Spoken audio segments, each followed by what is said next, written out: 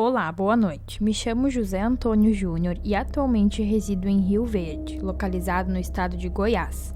Eu já acompanho o canal há algum tempo e há algum tempo vi um vídeo que me deixou assustado. A história contava sobre uma assombração conhecida como uma mulher de 7 metros. E quando comecei a ouvir o relato, senti arrepios e medo, pois cresci ouvindo minha mãe contar sobre um encontro que ela, meus tios e avô tiveram com essa mesma entidade. Por esse motivo, resolvi enviar a história para ser contada aqui no canal.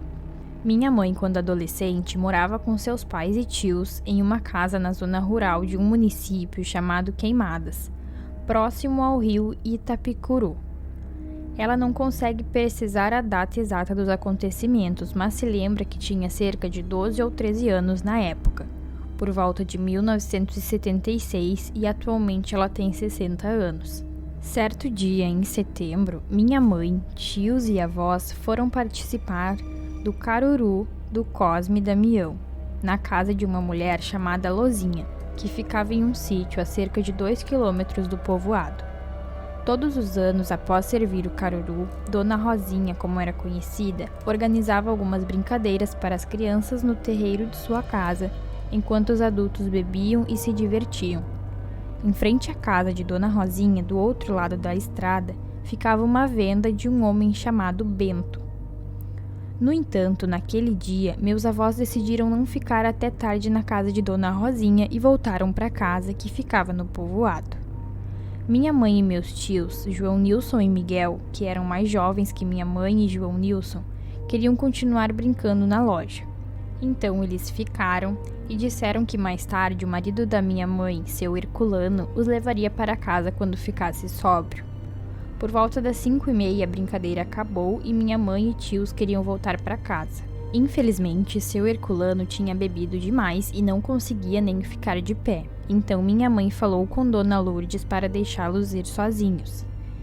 Embora Dona Lourdes tenha tentado encontrar alguém para acompanhá-los, minha mãe e tios seguiram sozinhos pelo caminho de volta para casa.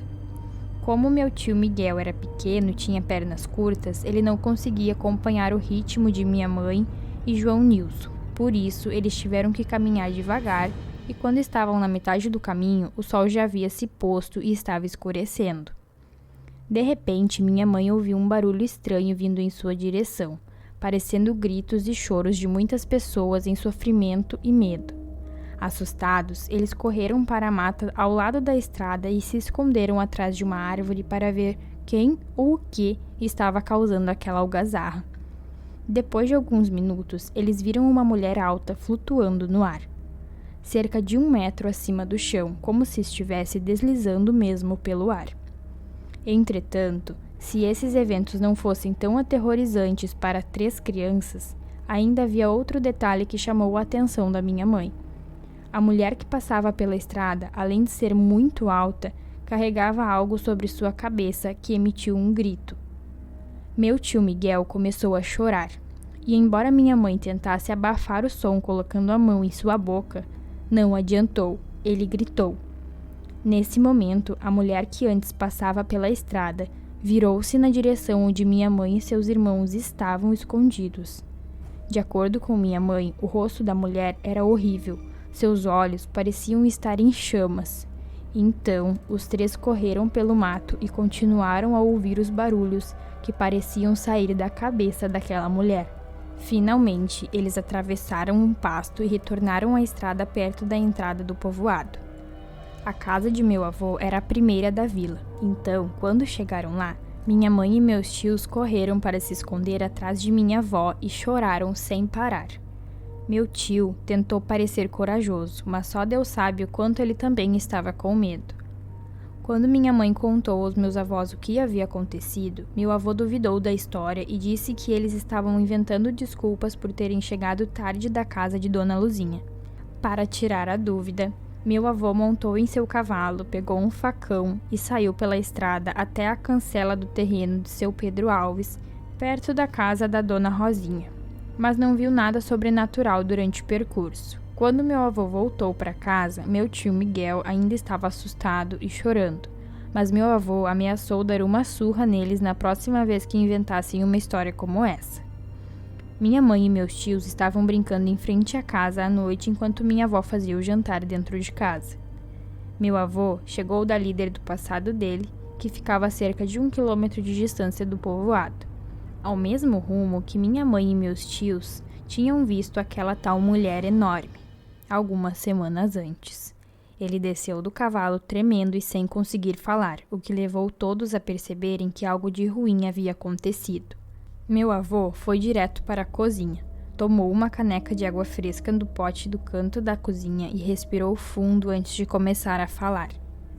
Minha avó imaginou que alguma tragédia tivesse ocorrido e perguntou imediatamente quem havia morrido. No entanto, meu avô respondeu que ninguém havia morrido, mas que ele havia visto a mulher de 7 metros, passando em frente à porteira do seu terreno. Meu avô explicou que depois de terminar o serviço, guardou as ferramentas no rancho e selou o cavalo para ir em direção à porteira. Antes mesmo de chegar lá, porém, ele escutou gritos mais à frente e viu um cavalo agitado querendo sair de lá. Ao perceber que aquilo não era coisa boa, ele voltou para esperar e foi quando viu algo grande passar pela estrada. Por estar escuro e longe, não conseguiu ver exatamente o que era. Ao passar pela porteira, meu avô escutou um grito alto e, quando olhou para trás, viu a mulher de 7 metros, parada no meio da estrada, olhando na direção em que ele estava. Assustado, ele colocou o cavalo para galopar e só parou quando chegou em casa. Ele se arrependeu de ter duvidado do que minha mãe e meus tios haviam dito ter visto, e a partir de então nunca mais ficava no roçado até escurecer. Mesmo com o tempo, meu avô nunca superou o medo dessa mulher, e ainda hoje teme vê-la novamente. Meus tios e minha mãe, por outro lado, superaram o trauma, mas ainda se arrepiam quando relembram a visagem que viram naquela estrada.